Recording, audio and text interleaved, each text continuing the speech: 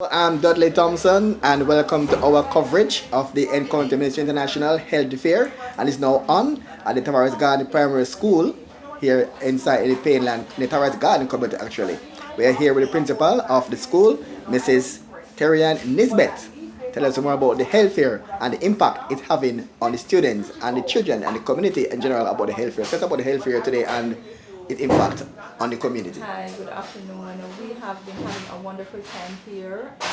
We started around 9 o'clock this morning, and we have had several doctors, nurses, medical persons, medical practitioners who are with us, naturopathic doctors as well, and those who specialize in heart treatment who have come to partner with us as we offer free services to the community, dental services as well to the community, free education and the checks, blood pressure, blood sugar, medicals for the children who are current students as well as those who have moved on to high schools. And we have partnered with other schools, other children who are part of other school populations to come in and get their medicals done for free if they have not already done so. And so far we have had much support from the community. A number of persons in the morning trickled a bit, but over time the numbers picked up, and we have seen that so many persons have benefited from the services. These services will cost them so much, or even cost them in much more time if they have to go to another facility. And so right within their home, right within their reach, they were just able to come out and share with us in the day, and it has been productive. It's our first year. We thank the Encounter Ministries who have led out in this initiative and have sought partners who are willing to come on board. And it being our first year, it's promising that it's something we want to do each year for the community and the children at Tavares. All right, thanks so much. You just heard from Mrs. Terian Nisbet, the principal of Tavares Gardens Primary School in the Tavares Gardens community, better known as Painland. We're now joined by Pastor Monroe Olin from the Encounter Ministries. Tell us why did you choose to partner with this school with this health fair? Sorry, say it again. Why did you choose to partner with the school to do the health fair? All right, so we have been working with the school over the years, about 3 years now. We do outreach projects, and every year we do some kind of outreach activity.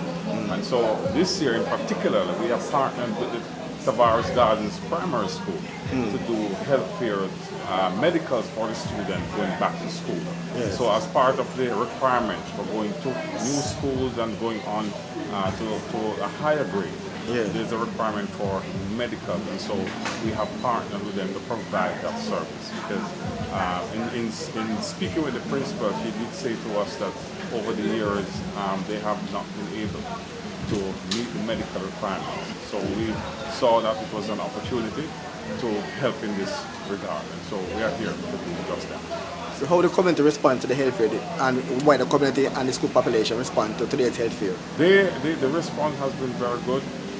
In fact, the numbers of community members who came out for the health fair is more than what we actually anticipated. Yes. There are some of the students, however, from the schools who did not get to make it, but we have quite a number of persons who have benefited from the health fair so far. And the good thing though, the church worship on the school's compound. Yes, oh yes, we do have our worship location here. Encounter Ministries International, we have a campus. We have a branch right here where we use one of the classrooms, and we dedicate it to the church worship center right here in the school, yes. And so may I ask, why do you choose to have a church and a primary school compound?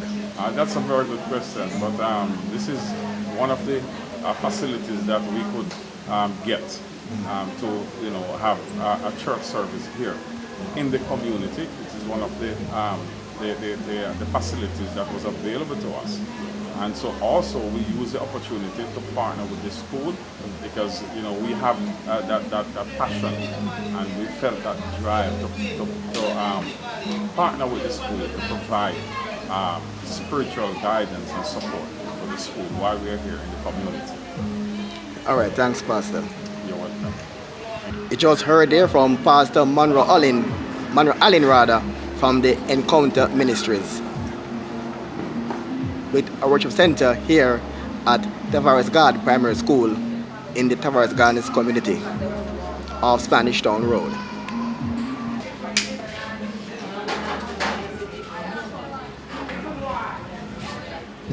We're now joined by the health fair coordinator, Mr. Peter Allen. Mr. Allen, tell us these events so far, challenging or manageable? Well, I'd say it went very well. Of course, there were some challenges, some little hiccups, but we were able to get over it, handle it, given our team, because we have a very cohesive team who did a good job today. So every little issue we put together and we get it done. So all the persons in the school and the community work hand in hand to make today a success. Oh yes, we do. Actually, because it's something that we have really put into real effort to plan to make the activity, make this day, this activity actually work. We know the challenges that health fair usually comes with. Yeah. And so it takes a lot of planning. It takes a lot of planning and, you know, stuff like that. So we have to ensure that we all work together, put pen to paper, have selected groups and so on to ensure that everything went well. All right, thanks so much. The man. You just heard there from Mr. Peter Allen, the coordinator of the day's activities. We're now joined by Mr. Richard Lawrence, the coordinator for the VBS. Vocational Bible School. Tell us exactly what that program entails. Okay, that program entails where we teach children, about the Lord, the objectives. It's a summer which started last year, and since we have started, it has grown immensely. Yeah, we have children from the adjoining community. Also we have children who take part in the different activities. First, teaching them about the Lord. Secondly, we have different programs, basketball, football, tennis, and also we have one-to-one interaction with the children from the community. And it has been growing ever since. This year, the first day we have 100 children registered.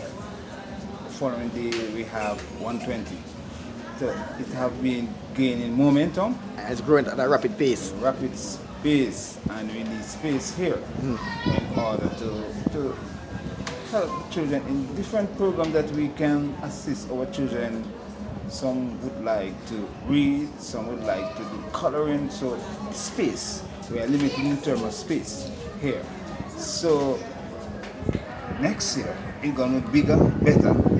Based on what I'm seeing, we have to pull a program to pull these children out from this community. And it can be a better community once we put our hands on our heart collectively. This program is going to reach immensely to the top, and the person going to hear of this program and go to international. All right, thanks so much. That was Mr. Richard Lawrence, coordinator of the program. We're now joined by Dr. Orette Morgan, a naturopathic doctor. Tell us about being this type of medicine, naturopathic and homeopathic. Yeah, naturopathic medicine. Tell us about this type of medicine. Yeah, well, naturopathic medicine is different from conventional or herbal medicine. Yes. Wherein for herbal and conventional, the focus is mainly on the symptoms. So that would be like, you see water on the floor, you're just mopping up the water, but not attempting or concerted effort to find the leak. Because the leak is a problem, not so much the water on the floor. Yes. So once you take care of the leak, and then you can just mop up the water. But if you don't take care of that leak, then you'll forever be mopping. So you'll forever be taking drugs or taking supplements, yes, right, for the diabetes, high blood pressure, or cancer. So the approach from naturopathic medicine, from my practice, is let's deal with the underlying cause of the problem. And once we deal with the underlying cause, then the problem is solved. But then that means we doctors don't make as much money. But again, medicine should not be about making money. It should be about taking Help it. care of the people's Right, health, yes. right? Unfortunately, though, there are those who just want to swallow pills. Yes. So when it comes to lifestyle changes, they are not willing to do it. For example, when I left Jamaica 40 years ago to the United States, I was only 21. I could say to Americans, listen, we cannot put a man on the moon like you guys. We can hardly put one on a light pole. Right? Your clinics are more well equipped and staffed than even our hospitals, but don't feel sorry for us. Because while your folks have to be walking and traveling around with a bag of drugs, back then 50 years ago or so, our folks in Jamaica hardly take any medication. That's true. There was little cancer, very little cancer, diabetes, high blood pressure. Now 40 years later, guess what? Well, back then, many of our folks lived to 80, 90, 100. Some of them never been to their doctor from they were born. Now, the picture has definitely changed. The landscape is different. We have an epidemic in diabetes, high blood pressure, not to mention cancer. Fibroids, hormonal imbalance, children as young as 6-year-olds, some of them seen a period already. And all of this has to do with the lifestyle, especially the foods. And not to mention us men. The American embassy said that 34.4% of the Jamaican men who live in the United States cannot sponsor their children and get them there because they are not the father. Wow. Right? That's And serious. the Star said 70% of the men walking around is wearing a jacket even in the hot daylight. Right? And the jacket is at home. So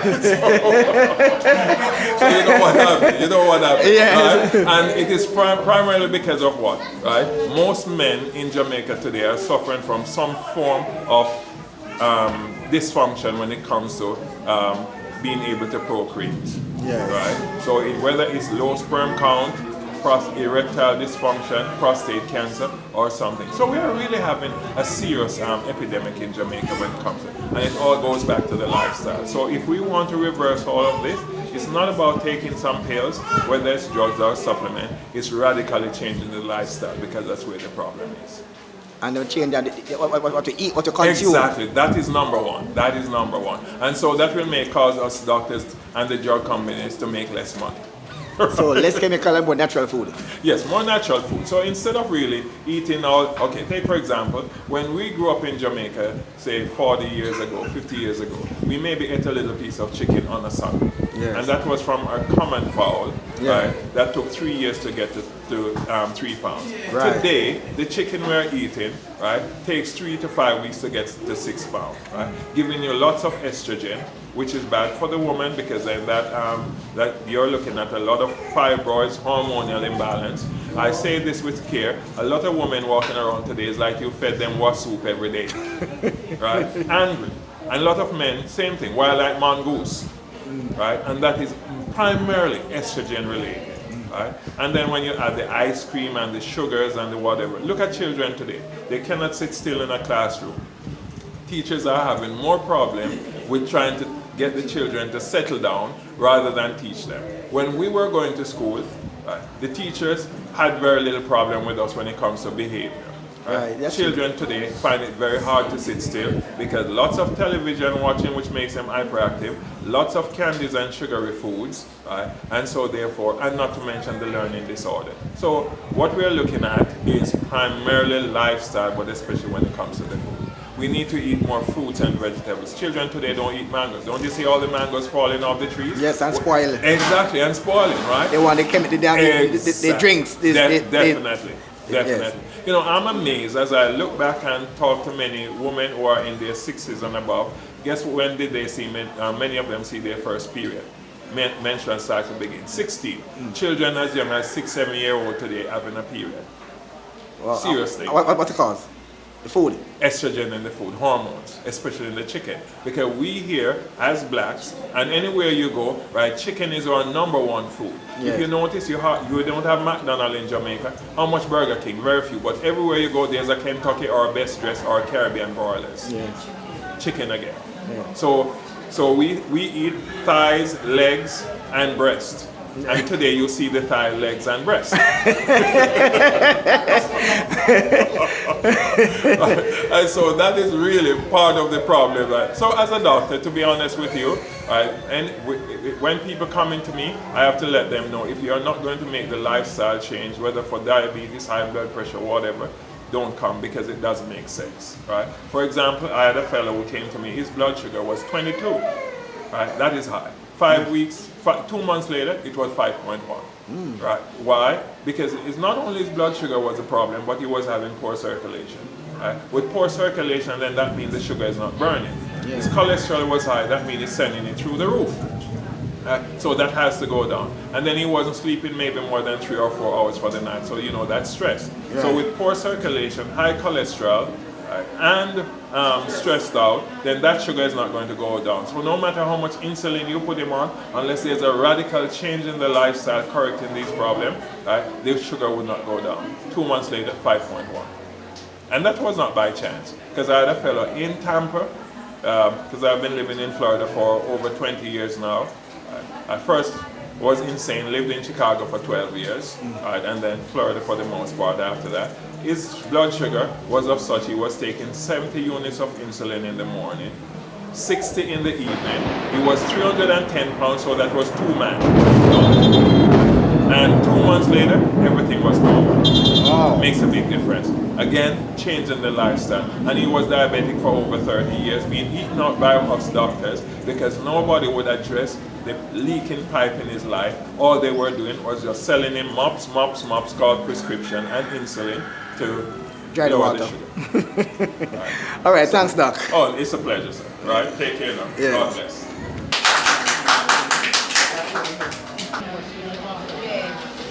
I'm Dudley Thompson, and you just heard there from Dr. Eric Morgan. Here I'm Dudley Thompson for Roots FM News and also WDT Media TV.